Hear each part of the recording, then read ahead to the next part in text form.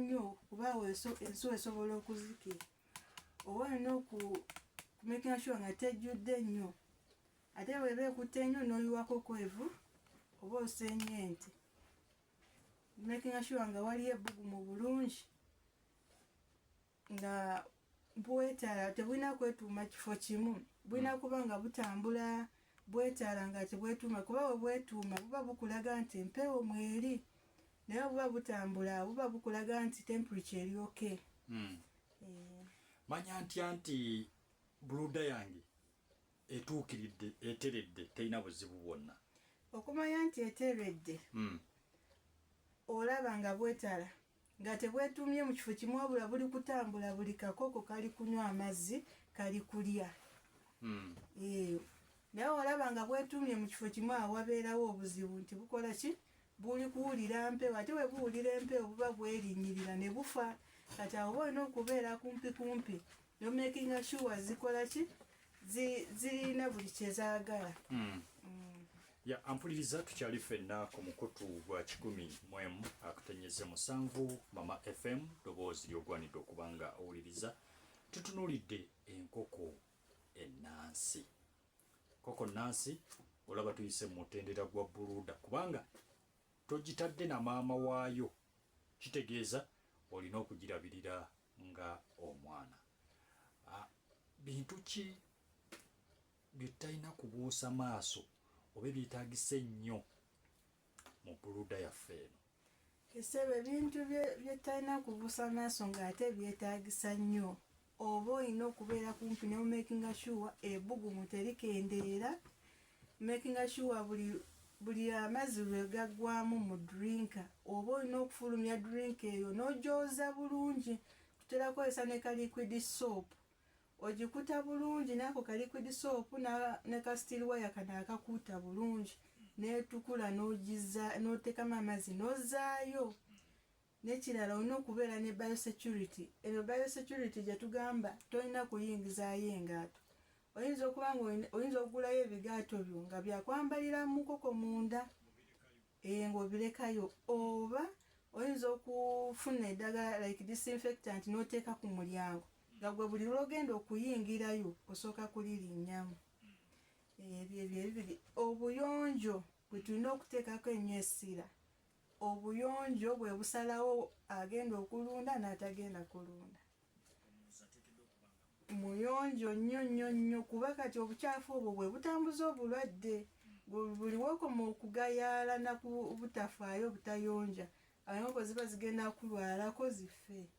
Ensobi eziyitiridde zikolebwa abulunzi zezibwa zitera nakolamu ensobi nemufiiriza mu bizinesi ye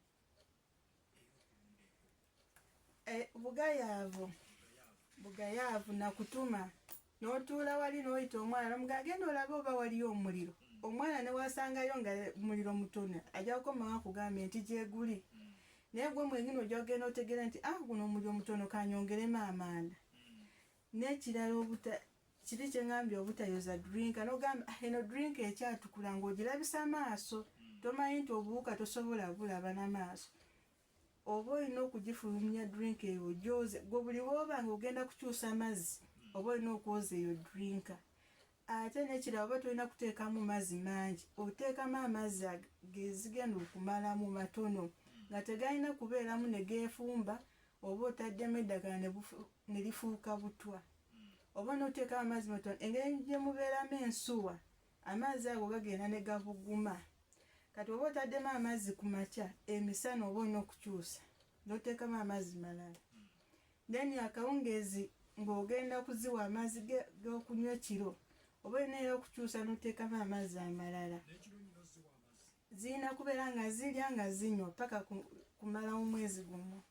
Kasa ziba nga ziri mu buluda tebazipimira mmere tebazipimira mazzi zirina kulya buli ssaawa.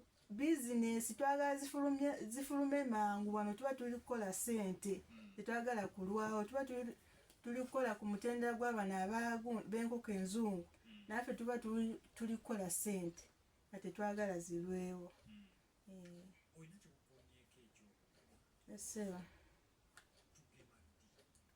Kati efe obukoko obwaffe tubugema ku lunaku olusooka. Akayiso ka Malex n'erya Newcastle.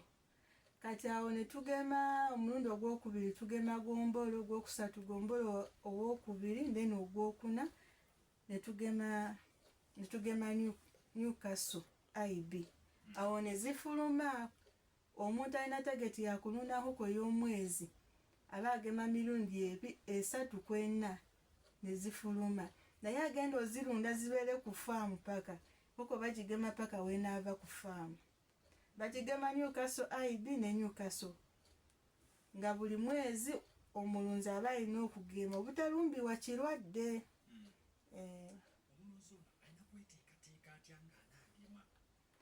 Alina okweteekateeka. Kati waliyo okutegeka ka ruumu n'oteeka ka ruumu ko nga katono ng'osooka zigoba ne ziyingira mu ruumu entono n'okwata emu ku emu n'ogema.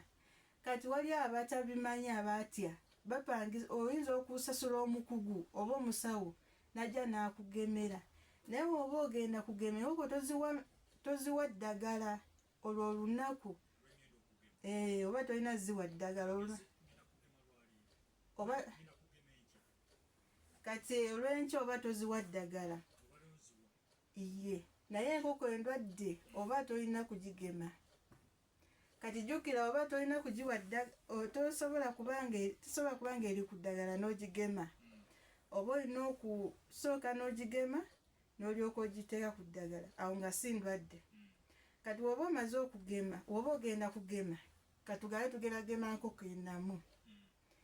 Leero ogiwadde eddagala, tugambe ebadde ku habbo. Tutumanyi oziwaako habbo ne ziba nga ziboostinga immunity.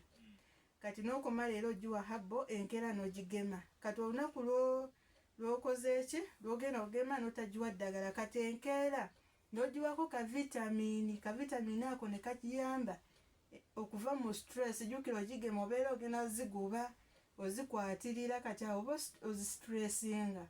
Kati ozijja mu stress oziwaako ka vitamiini ako ne